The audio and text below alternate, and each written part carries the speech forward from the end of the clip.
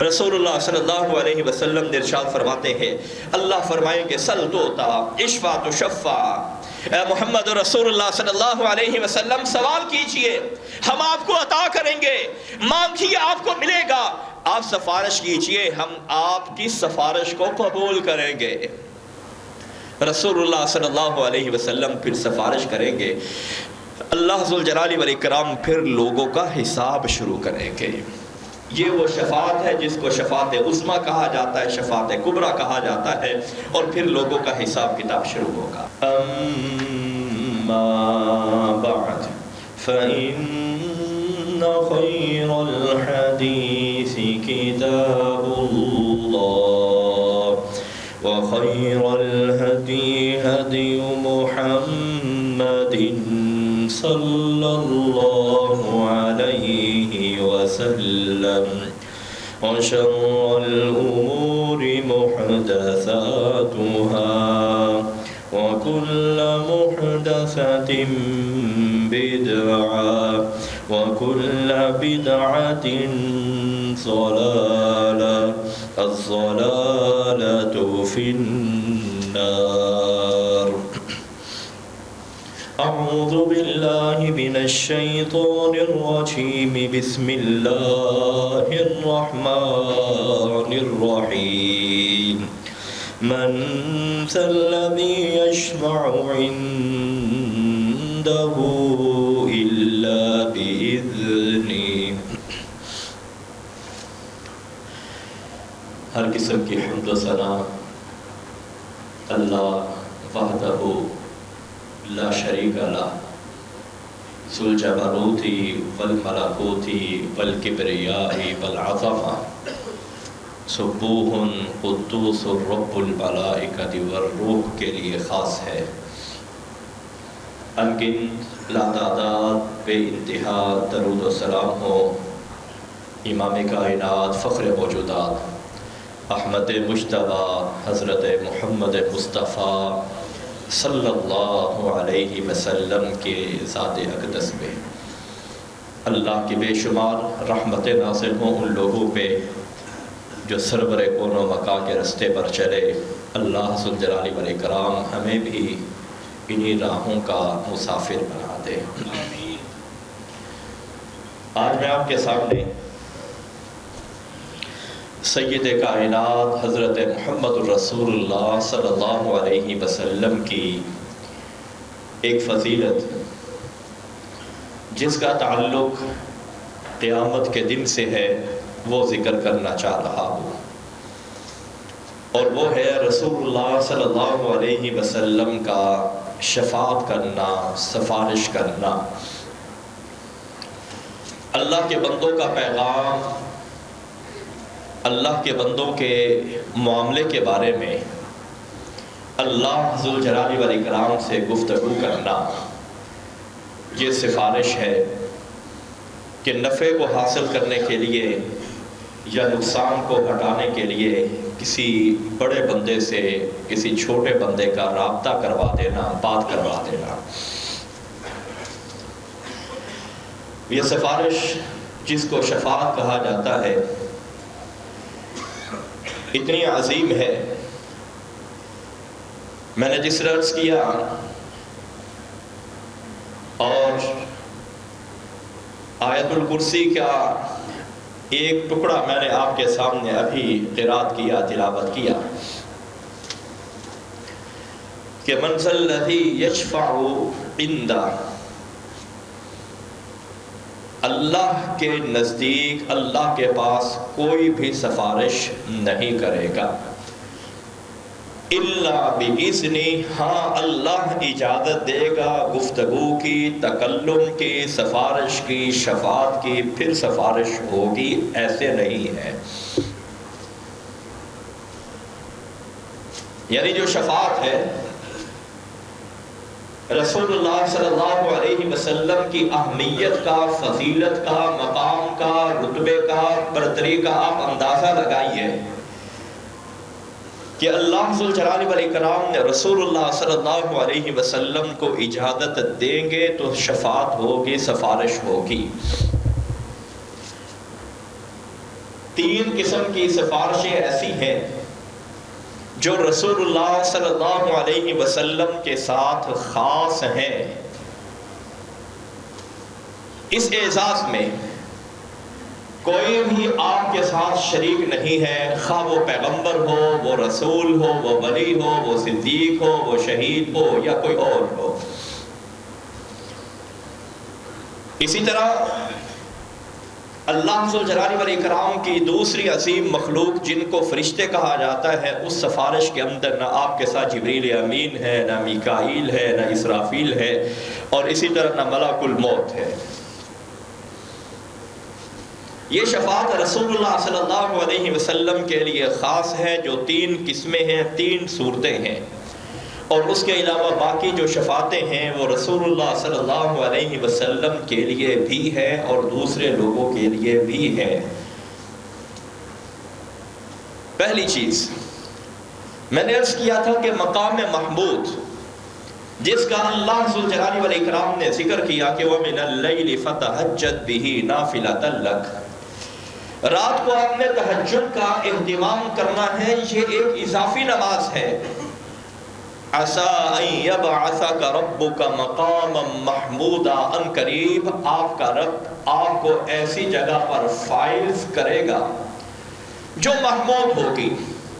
جو بھی دیکھے گا وہ تعریف کرے گا، جو بھی دیکھے گا وہ آپ صلی اللہ علیہ وسلم کے گن گائے گا، فخر کرے گا، رشک کرے گا کہ کیا ہی بات ہے، کیا ہی رتبہ ملا ہے، کیا ہی عظیم اللہ ذوالجلال والاکرام نے قدر و منزلت بنائی۔ اور یہ سفارش کون سی ہے؟ حضرت عبداللہ بن عمر رضی اللہ تعالی عنہما کا قول صحیح بخاری 4718 نمبر پر موجود ہے۔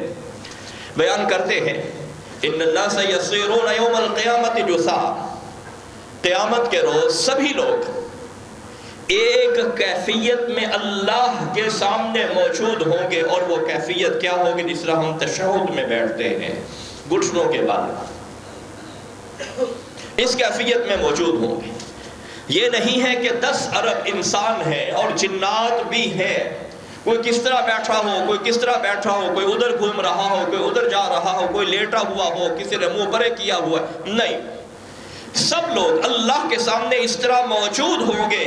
کل امت تتبع نبیہا یقولون یا فلان اشفع، جتنے بھی نبی آئے ہیں ان کے امتی اپنے نبیوں سے رابطہ کریں گے اور کہیں گے کہ آپ ذرا سفارش کر دیجئے۔ ہر امت اپنے نبی کو کہے گی کہ آپ سفارش کر دیجئے۔ حتی تنتہی الشفاعت الی النبی صلی اللہ علیہ وسلم، معاملہ یہاں تک پہنچے گا کہ یہ سفارش اور یہ شفاعت رسول اللہ صلی اللہ علیہ وسلم کریں گے۔ فَذَلِكَ يَوْمٌ يَبْعَثَهُ اللَّهُ الْمَقَامَ الْمَحْمُودِ، اور یہ وہ دن ہے جس دن اللہ ذوالجلال والاکرام نے رسول اللہ صلی اللہ علیہ وسلم کو مقام محمود پر فائز کریں گے۔ یہ ہے تو ان کا قول، لیکن یہ حدیث کے حکم میں ہے کہ عبداللہ بن عمر رضی اللہ تعالی عنہما نے یہ بات رسول اللہ صلی اللہ علیہ وسلم سے سنی، لیکن جب اس کو بیان کیا تو رسول اللہ صلی اللہ علیہ وسلم کا واسطہ درمیان سے حذف کر کے خود بیان کر دیا۔ یعنی یہ غیبی چیز ہے، اور غیبی چیز ظاہر بات ہے رسول اللہ صلی اللہ علیہ وسلم بدریہ وحی اپنے صحابہ کو بتاتے ہیں۔ اور دوسری جگہ پہ اس کی تفصیل موجود ہے، جس کو شفاعت کبریٰ کہا جاتا ہے، شفاعت عظمیٰ کہا جاتا ہے۔ سب سے بڑی جو سفارش ہے، شفاعت ہے، وہ میدان محشر کی ہوگی۔ کس بات کی ہوگی؟ 2 صحابہ کرام اس حدیث کو بیان کرنے والے ہیں، ایک حضرت ابو ہریرہ ہے اور دوسرے حضرت انس رضی اللہ تعالی عنہما ہے۔ ایک مرتبہ رسول اللہ صلی اللہ علیہ وسلم ایک دعوت پر تشریف فرما ہے، آپ کے سامنے بکرے کا گوشت لایا گیا، اور بکرے کی جو دستی ہے وہ رسول اللہ صلی اللہ علیہ وسلم کو بے انتہا پسند ہے۔ حضرت ابو ہریرہ رضی اللہ تعالی عنہ بیان کرتے ہیں وہ اتنا نرم گوشت تھا کہ ہم نے رسول اللہ صلی اللہ علیہ وسلم کو دیکھا آپ اپنی زبان مبارک اور دانتوں کو ملا کر اس دستی سے گوشت کو اتار رہے ہیں، یعنی براہ راست ہاتھ سے انگلی سے گوشت اتار کر آپ نہیں کھا رہے، بلکہ آپ نے اس دستی کو اپنے منہ مبارک کے ساتھ لگایا ہوا ہے، براہ راست اس سے آپ گوشت کھا رہے ہیں۔ یہ میں کیوں بیان کر رہا ہوں؟ یہ اس لیے بیان کر رہا ہوں کہ صحابہ کرام کی واچنگ دیکھیے، سنت کی پیروی دیکھیے کہ رسول اللہ صلی اللہ علیہ وسلم کی ایک ایک ادا کو محفوظ کر رہے ہیں۔ فَنَحِسَ مِنْهُ نَحْسًا، آپ اپنے یعنی منہ مبارک کے ساتھ اس ہڈی کو ساتھ لگا کے آپ براہ راست اسے گوشت کھا رہے ہیں۔ آپ نے ارشاد فرمایا لوگوں قیامت کے دن میں سب سے بڑا سردار ہوں گا، اور یہ کوئی فخر والی بات نہیں ہے۔ لوگ اکٹھے ہوں گے، سبھی لوگ میدان محشر میں ہوں گے۔ اب کیفیت یہ ہوگی کہ بے انتہا مشکل ہوگی، زمین تپ چکی ہوگی، سورج بالکل سروں کے اوپر ہوگا، لوگ اپنے پسینوں کے اندر ڈبکیاں کھا رہے ہوں گے۔ بعض لوگوں کا یا اکثر لوگوں کا کہنا چاہیے پسینہ، دوسری حدیث کے اندر یہ صراحت موجود ہے، ان کے سر کے بھی اوپر ہوگا اور وہ اپنے پسینے کے اندر ڈبکیاں کھا رہے ہوں گے۔ اللہ ذوالجلال والاکرام لوگوں کے دلوں میں القاء کریں گے، الہام کریں گے، اور لوگ کیا کہیں گے؟ لَوِ اسْتَشْفَعْنَا عَلَىٰ رَبِّنَا عَزَّ وَجَلَّ حَتَّىٰ يُرِيحَنَا مِن مَّكَانِنَا هَٰذَا۔ یارو آپس میں کوئی ایسا کوئی معاملہ کریں کہ ہم یہ جو کیفیت ہے، اس عذاب کے اندر جو میدان محشر میں مبتلا ہے، شدید ترین گرمی ہے اور پسینے کے اندر لوگ ڈبکیاں کھا رہے ہیں، اور یہ ایسی جگہ ہے جو رہنے کے قابل ہی نہیں ہے۔ اللہ ذوالجلال والاکرام سے بات کرنے کے لیے کوئی سفارش ڈھونڈی جائے تاکہ ہمیں اس جگہ پہ سکون حاصل ہو جائے۔ لوگ اس بات پہ تیار ہوں گے کہ اگلی منزل جو بھی بنتی ہے 100 بنتی ہے، میدان محشر سے ہماری جان چھوٹنی چاہیے۔ جنت جانا ہے ٹھیک ہے، لیکن معاذ اللہ اگر دوسرا رستہ ہے جہنم جانے کا، لوگوں نے جہنم دیکھی نہیں، وہ کہتے ہیں میدان محشر سے جان چھوٹنی چاہیے۔ ہم نے مذاق بنایا ہوا ہے نا میدان محشر کو۔ لوگ کہیں گے کیا کرنا چاہیے؟ یہ کہیں گے اس طرح کرتے ہیں کہ مل کر حضرت آدم علیہ السلام کی خدمت میں حاضر ہوتے ہیں۔ رسول اللہ صلی اللہ علیہ وسلم نے ارشاد فرمایا یہ میدان محشر بالکل چٹیل ہوگا، اور جو بھی اعلان ہوگا، آواز ہوگی، صدا ہوگی، منادی لگائی جائے گی کہ فلاں بن فلاں اللہ کے پاس حاضر ہو، سبھی لوگ اس کو سنیں گے۔ یہ دنیا ہے، یہ زمین ہے جہاں پہ عیبوں میں پردے ڈالے ہوئے ہیں۔ یوم تبلی السرائر، اس دن یہ سارے پردے کشادہ کر دیے جائیں گے۔ وَبَدَا لَهُم مِّنَ اللَّهِ مَا لَمْ يَكُونُوا يَحْتَسِبُونَ، انسانوں کے سامنے ایسی ایسی چیزیں آئیں گی جن کا تصور نہیں کیا ہوگا۔ آدم علیہ السلام کی خدمت میں حاضر ہوں گے اور عرض کریں گے ابا جی آپ تو کل کائنات کے سردار ہیں، ابا جی ہیں، آپ وہ ہیں جن کو اللہ ذوالجلال والاکرام نے اپنے ہاتھ سے تخلیق فرمایا ہے۔ 2-3 چیزیں ہیں جن کو اللہ نے اپنے ہاتھ سے تخلیق فرمایا ہے، ان کے اندر ایک حضرت آدم علیہ السلام ہے، اور پھر اللہ ذوالجلال والاکرام نے آپ کو یہ شرف بخشا، آپ کے اندر اللہ ذوالجلال والاکرام نے روح پھونکی، اپنی مقدس اطاعت گزار مخلوق فرشتوں کو کہا کہ آؤ آدم کو سجدہ کرو۔ آپ ذرا اللہ سے بات کریے نا کہ حساب کتاب شروع کر کے جس کو جنت بھیجنا ہے جنت بھیجنا، جس نے دوسری جگہ پہ جانا ہے وہ دوسری جگہ پہ جانا ہے۔ آدم علیہ السلام کیا عرض کریں گے؟ ان ربی غضب اليوم غضبا لم یغضب قبلہ ولا مثلہ ولن یغضب بعدہ مثلا۔ بات یہ ہے کہ اللہ ذوالجلال والاکرام آج اتنے جلال میں ہیں، اتنے غسیلے ہیں، نہ اس سے پہلے اللہ کو اتنا غصہ آیا، نہ جہنمیوں کو جہنم میں ڈالنے کے بعد اللہ کو اتنا غصہ آئے گا۔ میں تو نہیں بات کرنے والا، اللہ نے کہا تھا یہ درخت ہے اس کے پاس نہیں جانا، بھول گیا، میں نہیں جانے والا، تم نوح علیہ السلام کے پاس جاؤ۔ ان کی خدمت میں حاضر ہوں گے اور عرض کریں گے اے نوح، اللہ ذوالجلال والاکرام نے آپ کو بڑا ہی رتبہ بخشا، آپ کو عبدن شکورا کہا کہ یہ ہمارے ایسے بندے ہیں جو ہر لقمے کے اوپر ہر قدم پہ الحمدللہ پڑھنے والے ہیں۔ 950 سال جنہوں نے توحید کا پرچار کیا ہے۔ آپ ذرا اللہ ذوالجلال والاکرام سے ہماری سفارش تو کر دیجیے۔ آپ دنیا کے پہلے رسول ہیں جن کو اللہ ذوالجلال والاکرام نے شرک کے خاتمے کے لیے بھیجا ہے۔ شرک حضرت نوح علیہ السلام کے زمانے سے شروع ہوا۔ ظاہر بات ہے جتنا بڑا چیلنج ہوتا ہے اتنی بڑی شخصیت کو بھیجا جاتا ہے۔ یہ کہیں کہ میں نہیں بات کرنے والا۔ بیٹے کے بارے میں جب ڈوب رہا تھا انہوں نے کوئی سفارش کی تھی، اللہ نے فرمایا خبردار۔ اور یارو ہم نے تو اللہ کو مذاق بنایا ہوا ہے۔ اللہ اکبر۔ صحیح مسلم کی مجھے حدیث یاد آ گئی، رسول اللہ صلی اللہ علیہ وسلم فرماتے ہیں اللہ ذوالجلال والاکرام قیامت کے روز ساتوں زمینوں کو اپنی ہتھیلی میں لیں گے۔ کیا کیفیت ہے ہمیں سوچنے کی اجازت نہیں ہے، بات کرنا تو دور کی بات ہے نا۔ آسمانوں کو اپنے ہاتھوں کے اوپر لپیٹ لیں گے، ساتوں آسمانوں کو، کیا کیفیت ہے سوچنے کی بھی اجازت نہیں ہے۔ اللہ ذوالجلال والاکرام ہلائیں گے، کہیں گے این الجبارون این المتکبر، کہاں ہے جبار، اپنے آپ کو طاقتور سمجھنے والے، اپنی طاقت کے نشے کے اندر چور رہنے والے، اپنی رعونت کے اندر مگر رہنے والے کہاں ہے؟ ایک بندہ بھی 10 ارب لوگوں میں سے، میں اندازے سے بات کہہ رہا ہوں، نہیں کھڑا ہو سکے گا۔ پھر کہا جائے گا آپ اس طرح کیجئے، آپ حضرت ابراہیم علیہ السلام کی خدمت میں حاضر ہوں۔ نوح علیہ السلام کہیں کہ مجھے تو اپنی جان کی پڑی ہے، میں تو سوچ رہا ہوں میرا کیا بنے گا۔ میں نہیں کہہ رہا، رسول اللہ صلی اللہ علیہ وسلم کے الفاظ کی میں تعبیر کر رہا۔ آپ ابراہیم خلیل اللہ کے پاس جائیے، ان کی خدمت میں حاضر ہوں گے اور کہیں گے کہ اللہ نے جو آپ کو رتبہ دیا ہے خلت کا، کسی اور کو نہیں ملا۔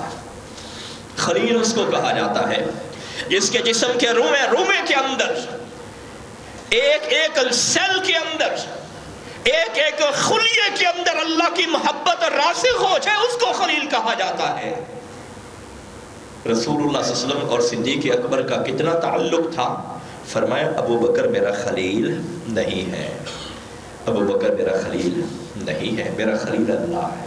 اللہ کی محبت میرے جسم کے ایک خلیے کے اندر پیوست ہے۔ ابراہیم علیہ السلام سے بات ہوگی، یہ کہیں گے کہ نہیں، میں نے 2-3 باتیں خلاف حقیقت کہی تھی۔ جب لوگوں نے کہا نا کہ آپ چلیے ہمارے ساتھ، تو وہ کہہ رہا کہ میں بیمار ہوں، پھر خود بتوں کو باش کیا اور کہنے لگے ان کے بڑے نے کیا ہے۔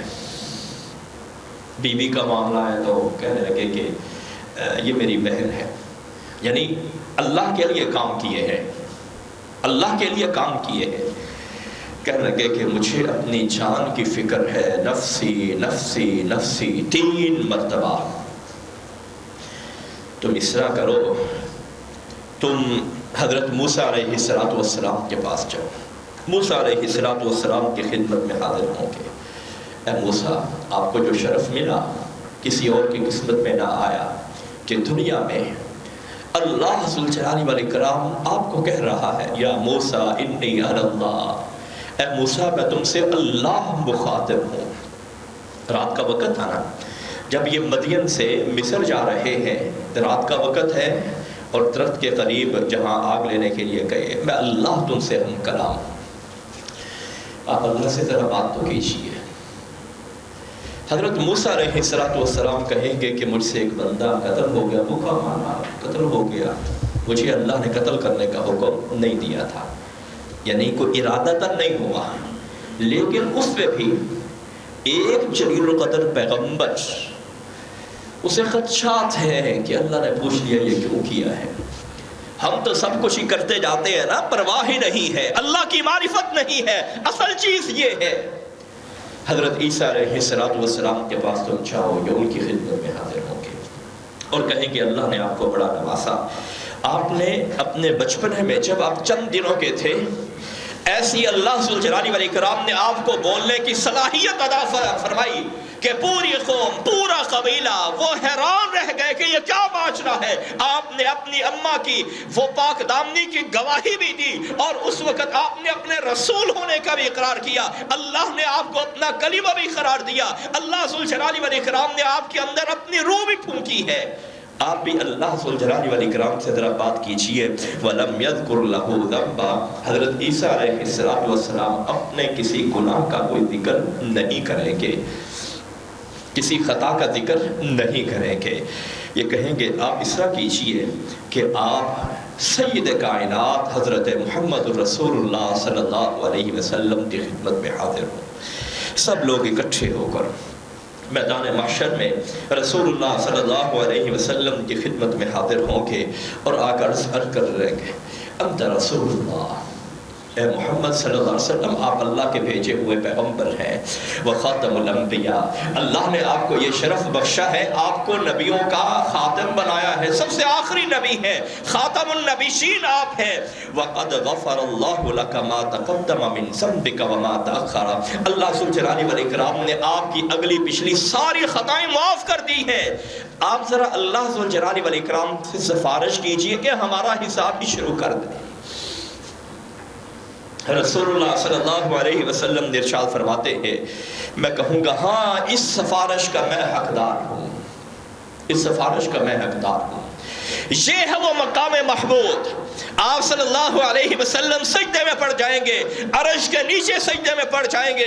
صحیح بخاری کی حدیث ہے، آپ صلی اللہ علیہ وسلم نے ارشاد فرماتے ہیں، اللہ ذو الجلال والاکرام میرے دل میں ایسے ایسے کلمات القاء فرمائیں گے جو مجھے اب معلوم نہیں ہے۔ میں طویل ترین سجدہ کروں گا جو 7 دنوں کے اوپر مشتمل ہوگا، پھر اللہ ذو الجلال والاکرام فرمائیں گے کہ آپ اپنے سر کو واپس اٹھائیے، یا محمد صلی اللہ علیہ وسلم ارفع راسک، نکتے کی بات ہے، پلے باندھیے، دماغوں پہ نقش کیجئے، سینوں میں محفوظ کیجئے۔ سجدہ کیا ہے اللہ کی اجازت کے ساتھ، سجدہ ختم کیا ہے اللہ کی اجازت کے ساتھ، پر مارنے کی کسی کو جرت نہیں ہوگی۔ اللہ نے یہی ارشاد، من ذا الذی یشفع عنده الا باذنہ۔ رسول اللہ صلی اللہ علیہ وسلم نے ارشاد فرماتے ہیں، اللہ فرمائیں گے سل توتا اشفع تشفع، اے محمد رسول اللہ صلی اللہ علیہ وسلم سوال کیجئے ہم آپ کو عطا کریں گے، مانگیے آپ کو ملے گا، آپ سفارش کیجئے ہم آپ کی سفارش کو قبول کریں گے۔ رسول اللہ صلی اللہ علیہ وسلم پھر سفارش کریں گے، اللہ ذو الجلال والاکرام پھر لوگوں کا حساب شروع کریں گے۔ یہ وہ شفاعت ہے جس کو شفاعت عظمیٰ کہا جاتا ہے، شفاعت کبریٰ کہا جاتا ہے، اور پھر لوگوں کا حساب کتاب شروع ہوگا۔ شفاعت کی دوسری قسم جو رسول اللہ صلی اللہ علیہ وسلم کے ساتھ خاص ہے، جو اسی حدیث سے متعلق ہے، اسی سے آخر میں ہے، صحیح بخاری 4712 نمبر پہ آپ صلی اللہ علیہ وسلم عرض کریں گے، امتی یا رب، امتی یا رب، اے میرے پروردگار میری امت کا کیا بنے گا، میری امت کا کیا بنے گا؟ اللہ ذو الجلال والاکرام نے ارشاد فرمائیں گے، ادخل من امتک من لا حساب علیہم من الباب الایمن من ابواب الجنہ وهم شرکاء الناس فیما سوا ذالک من الابواب۔ اے محمد رسول اللہ صلی اللہ علیہ وسلم، آپ کی امت کے وہ لوگ جن سے ہم نے نہیں پوچھنا جوانی کس طرح گزاری، زندگی کس طرح گزاری، مال کہاں سے کمایا، کہاں پہ خرچ کیا، دن و رات کس طرح گزرے، شب و روز کس طرح گزرے، عمر کے مختلف حصے کس طرح گزرے، حقوق العباد کیسے گزار کے آئے ہو، حقوق اللہ کیسے گزار کے آئے ہو۔ اے محمد رسول اللہ صلی اللہ علیہ وسلم اپنی امت کے ان لوگوں کو لیجئے جن کا کوئی حساب کتاب نہیں ہے، اور ان کو جنت کا ایک اسپیشل گیٹ ہے جس کا نام الباب الایمن ہے، دائیں طرف والا گیٹ ہے، اس گیٹ کے اندر سے ان کو جنت کے اندر داخل کیجئے۔ اے اللہ ہمیں بھی ان خوش نصیب لوگوں میں شامل فرما دے۔ جمعے کے دن قبولیت کا وقت ہوتا ہے، نہیں معلوم کہ وہ کون سا وقت ہوتا ہے، صبح سے لے کر شام تک قبولیت کا وقت ہوتا ہے. یا اللہ ہمیں بھی ان خوش نصیب لوگوں میں شامل فرما دیں. رسول اللہ صلی اللہ علیہ وسلم نے ارشاد فرماتے ہیں یہ جو جنتی باب الایمن سے داخل کیے جائیں گے یہ سارے اس قابل ہیں جن کو جنت کے 8 دروازوں سے داخل کر کے جنت کے اندر داخل کیا جائے. یہ نہیں ہے کہ ان کے لیے باب الایمن یہ خاص ہے. تو یہ رسول اللہ صلی اللہ علیہ وسلم کی دوسری سفارش ہے. اللہ ذوالجلال والاکرام ہمیں رسول اللہ صلی اللہ علیہ وسلم کا کما حق مرتبہ سمجھنے کی اور اس کے مطابق زندگی گزارنے کی توفیق عطا فرمائے.